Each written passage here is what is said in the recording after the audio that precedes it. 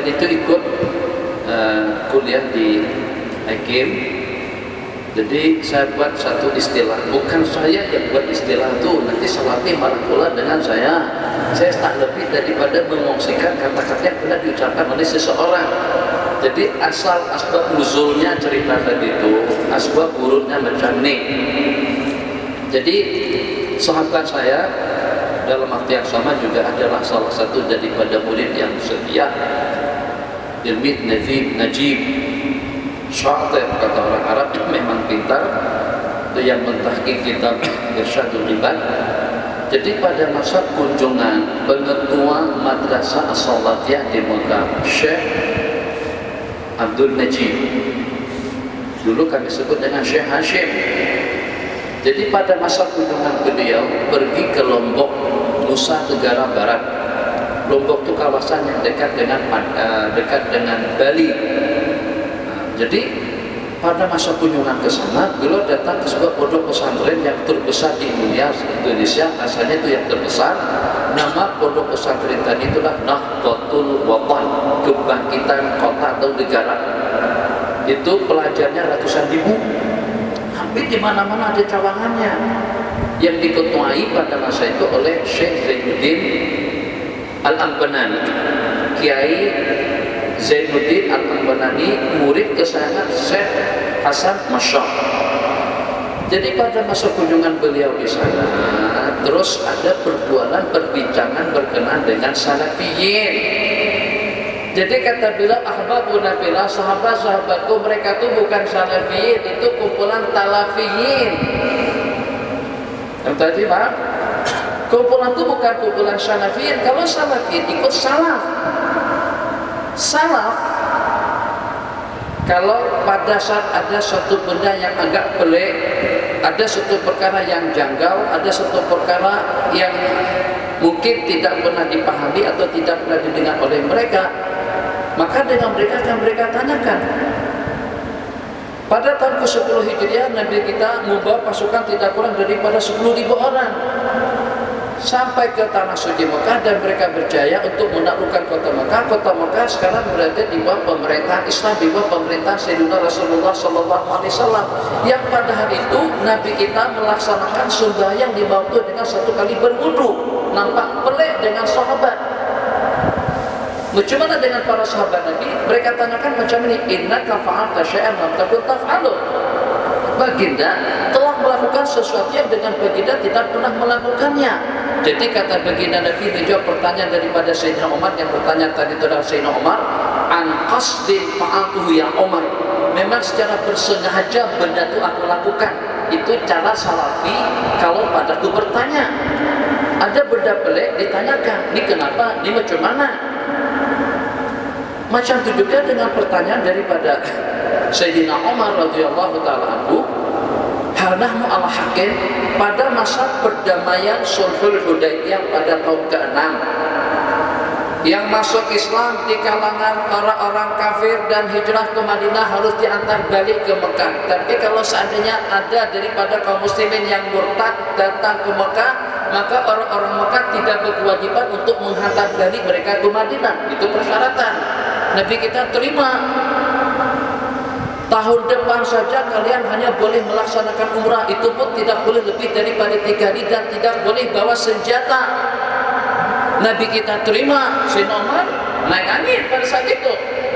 Ini peraturan yang lagu mana? Kalau kita pergi ke sana, pergi ke, kalau seandainya mereka datang ke mari daripada orang-orang musyrik yang Muslim datang ke Madinah, kita kena hantar balik. Tapi kalau daripada warga kita yang keluar daripada Islam, yang murtad waliyadzubillah, dengan mereka tidak berkewajiban untuk mengembalikannya. Ini tidak adil. Sayyidina Umar komplain pada saat itu. Tapi dengan bahasa yang halus, anahnu ala haqqin ya Rasulullah. Apakah kita berada pada posisi yang benar? Nabi kita katakan, nahnu ala haqqin, kita memang pada posisi yang betul.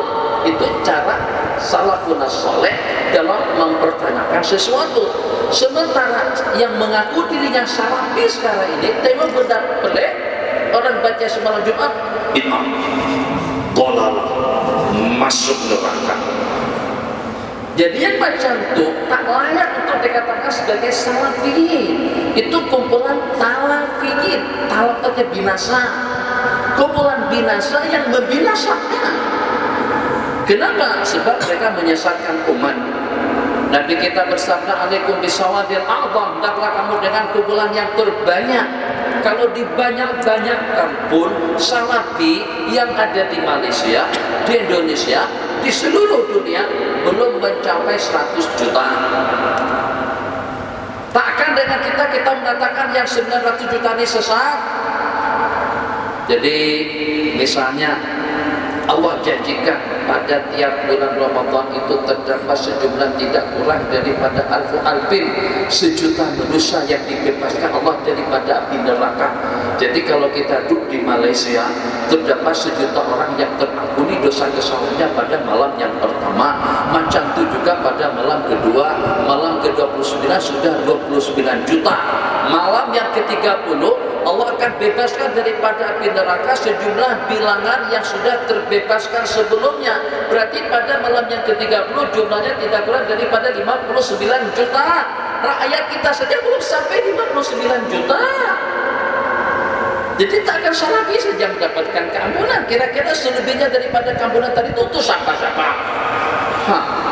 Kalau yang masuk surga itu salafi saja. Sebab kata salafi, wa kullu bid'atin dhalalah. Coba kalau kita nak tahu yang baca Yasin malam Jumat masuk neraka, yang memperingati Maulid Rasul masuk neraka, yang memperingati hari kemerdekaan masuk neraka. Cuma mereka tak berani sentuh hari kemerdekaan, takut dengan Tuhanku.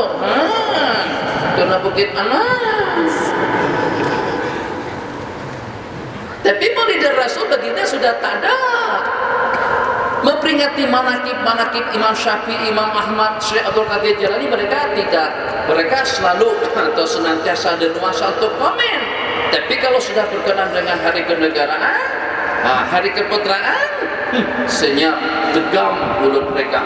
Tak berani mengatakan memperingati hari keputraan itu juga bid'ah dhalalah. Maka sesiapa saja yang memperingatinya akan masuk neraka. Paling bercakap dalam 3-4 hari, tak sampai 3 hari sudah ada di Bukit Aman. Cari Bukit Jalil tak nampak. Ada di mana? Syukur kalau hanya masih berada di Bukit Aman, kalau tidak berada di dalam perut bumi. Waliyadzubillah. Itu mereka tahu. Tahu, Masya Allah, Tabarakallah. Jadi yang baca Yasin masuk neraka, yang buat tahlil masuk neraka, yang mengadakan peringatan Maulid Rasul masuk neraka, yang memperingati hari Al-Hijrah masuk neraka, Isra Mi'raj masuk neraka, yang bertawasul masuk neraka. Jadi yang masuk surga itu siapa? Agak kira-kira siapa yang masuk surga? Jadi mesti Tuan Haji, ini seperti masjid kan besar sekali. Seketika zamannya sikit nampak kelihatan kosong. Mesti para malaikat yang bertugas untuk mengawal suasana surga. Bahkan begini dengan bahasanya, Allah berjanji kepada surga dan neraka, akulah yang akan memenuhkan kalian berdua. Kalau dengan gaya mereka tadi itu akan terdapat dalam 70% surga itu kosong. Kenapa? Mana jemaahnya? Neraka semuanya.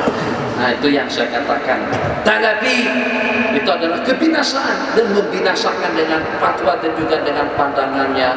Kalau beda pendapat, memang itu suatu perkara yang sewajarnya, tapi tidak boleh kita menyesatkan mengatakan orang ala dhalalah wa kullu dhalalatin finnar tanpa dalil, tanpa alasan, tanpa argumentasi yang sahih, tanpa dalil yang kuat. Kalau masing-masing punya dalil yang kuat, maka harus bertoleransi. Sebab macam manapun awak nak masuk surga, kami pun juga nak masuk surga. Kami berkumpul pada malam Jumat Yasin juga tujuannya hanya semata-mata untuk mendekatkan diri kepada Allah, ingin mendapatkan ganjaran pahala daripada lantunan Yasin yang kita baca pada malam hari itu atau pada tiap malam hari Jumat. Macam juga dengan seseorang yang berzikir dengan tahlil. Oke, silakan sebelah sini.